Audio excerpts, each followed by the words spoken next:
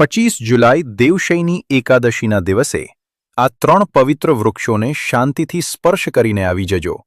એવું કહેવાય છે કે આ વૃક્ષોનો સ્પર્શ કરવાથી તમારા જીવનમાં પૈસાનો વરસાદ થશે. પ્રિય ભક્તો, સનાતન ધર્મમાં એકાદશીની તિથિને ખૂબ જ પવિત્ર અને શુભ માનવામાં આવે છે. ખાસ કરીને દેવશયની એકાદશીનો દિવસ ભગવાન વિષ્ણુની ભક્તિ, પૂજા અને સેવાના માટે ખૂબ જ મહત્વનો માનવામાં આવે છે. ધાર્મિક માન્યતાઓ પ્રમાણે આ દિવસે કરવામાં આવેલી પૂજા, પાઠ, દાન અને સેવાનું વિશેષ પુણ્ય મળે છે. પરંતુ શું તમે જાણો છો કે દેવશયની એકાદશીના દિવસે જો તમે આ 3 પવિત્ર વૃક્ષોને શ્રદ્ધા અને આદરથી સ્પર્શ કરો તો તમારા જીવનમાં સકારાત્મક ઉર્જા અને સુખ સમૃદ્ધિનો પ્રવેશ થઈ શકે છે? ચાલો જાણીએ.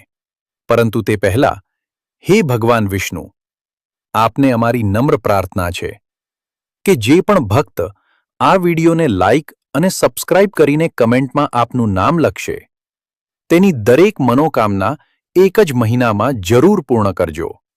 ભક્તો, હવે ધ્યાનથી સાંભળજો. પહેલું વૃક્ષ છે પીપળાનું વૃક્ષ. ધાર્મિક માન્યતાઓમાં પીપળાના વૃક્ષને ખૂબ જ પવિત્ર માનવામાં આવે છે.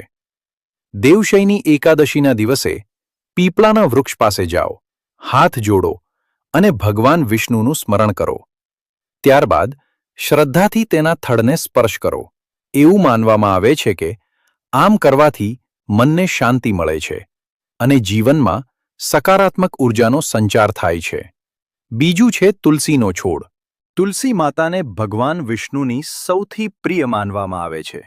દેવશયની એકાદશીના દિવસે તુલસી માતાને પ્રણામ કરો અને તેમના પાન તોડ્યા વગર માત્ર છોડને શ્રદ્ધાથી સ્પર્શ કરો. તુલસી પાસે દીવો પ્રગટાવીને ભગવાન વિષ્ણુનું નામ લેવાથી ભક્તોના મનમાં ભક્તિ અને સકારાત્મક ભાવ વધે છે. ત્રીજું વૃક્ષ છે વડનું વૃક્ષ. ધાર્મિક પરંપરાઓમાં વડના વૃક્ષને લાંબુ આયુષ્ય, સ્થિરતા અને શક્તિનું પ્રતીક માનવામાં આવે છે.